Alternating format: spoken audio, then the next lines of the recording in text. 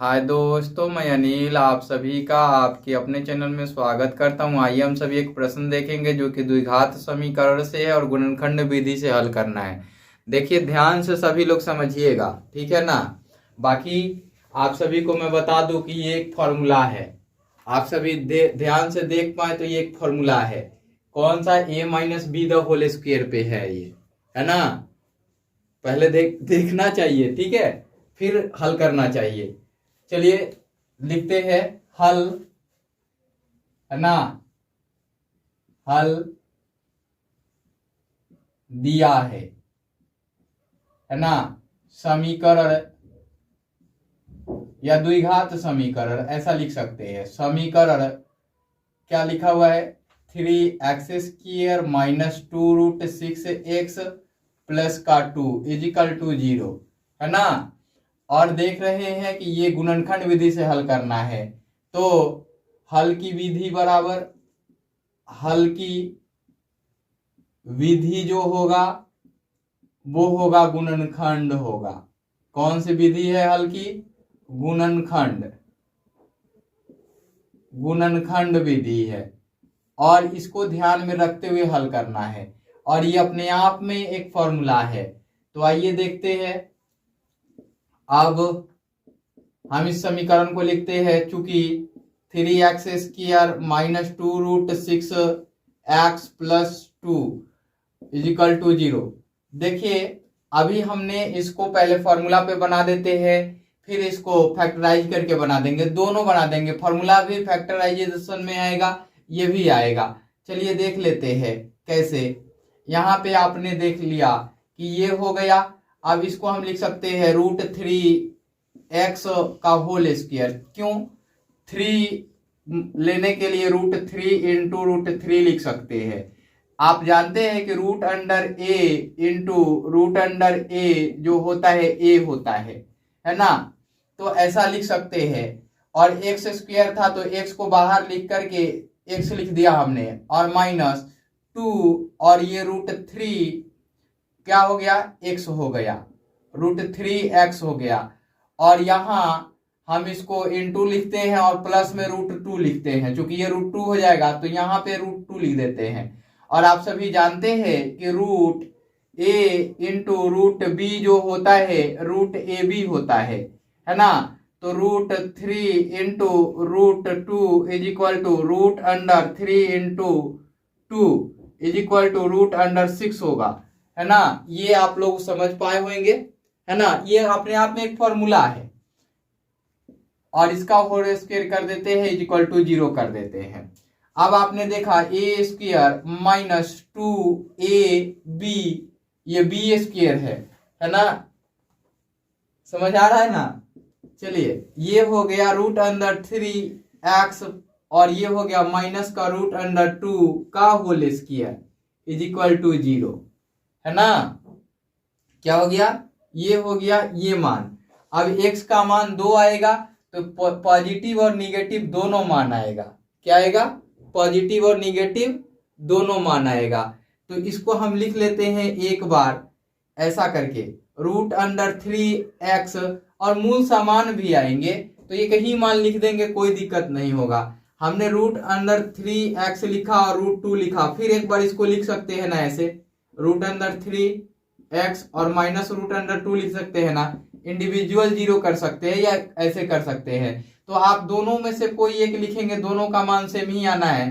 तो हमने क्या करना है, इस स्क्वायर रूट को हटाने के लिए इस यहाँ स्क्वायर रूट इधर भी ले लेते हैं, है ना। स्क्वायर को हटाने के लिए स्क्वायर रूट ले लेते हैं। इधर क्या करते हैं, स्क्वायर रूट ले लेते हैं, इधर भी हम स्क्वायर रूट ले लेते हैं, ठीक है ना।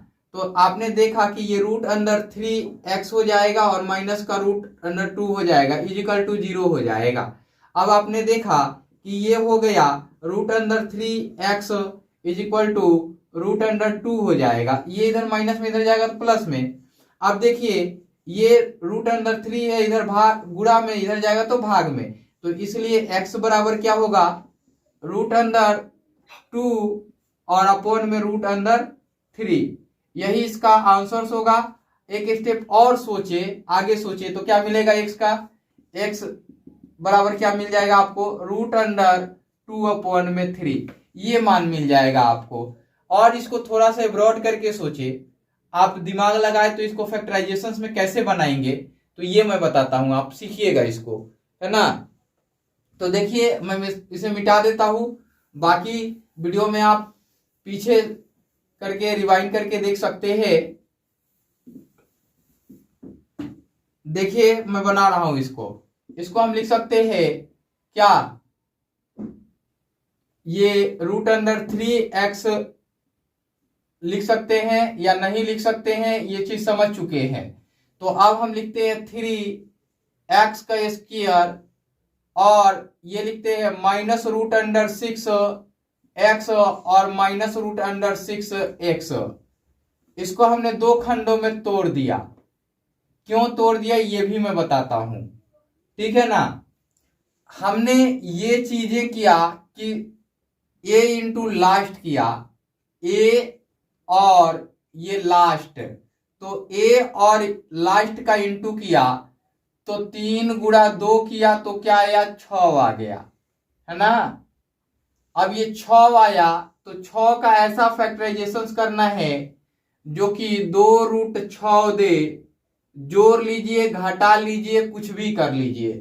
तो हमने इसको ऐसा लिखा कि √6 और √6 लिखा, दोनों को जोड़ लिया तो ये आ गया √2√6 या 24 आ जाएगा रूट के अंदर, ये आ जाएगा 2√6 आ जाएगा। ये ऐड किया तो अब देखिए एक चीज समझिए, यहां माइनस का साइन है यहां पे, तो माइनस साइन दोनों में लगाएंगे, यहां भी माइनस और इसके लिए भी माइनस, तो अब हो जाएगा माइनस और माइनस जुड़ेगा तो माइनस हो जाएगा, 2√6 हो जाएगा, क्योंकि 1 और 1 2 हो जाएगा।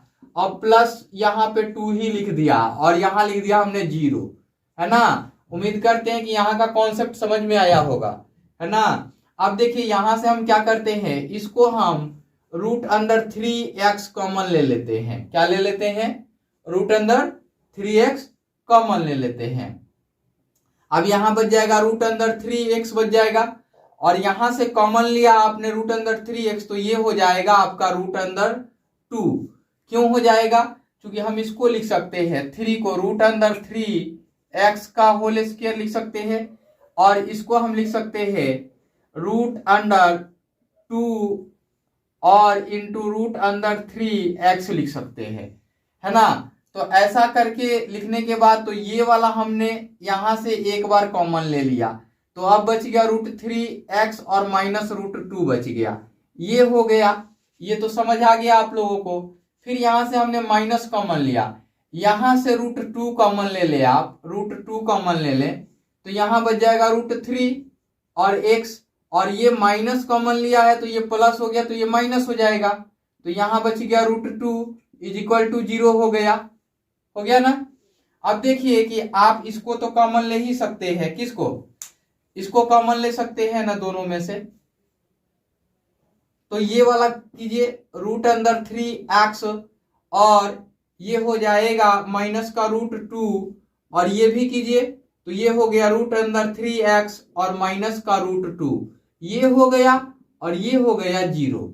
अब इंडिविजुअल या तो एक कोई 0 होगा या तो इंडिविजुअल बोथ 0 होगा, दोनों 0 हो सकते हैं, है ना। तो ये आप कर सकते हैं या करके √3x माइनस का √2 = 0। इसको नहीं भी करेंगे क्योंकि दोनों मान सेम आ रहा है ना, गुणनखंड विधि से हल कर रहे हैं। अब ये आ जाएगा √3x = √2।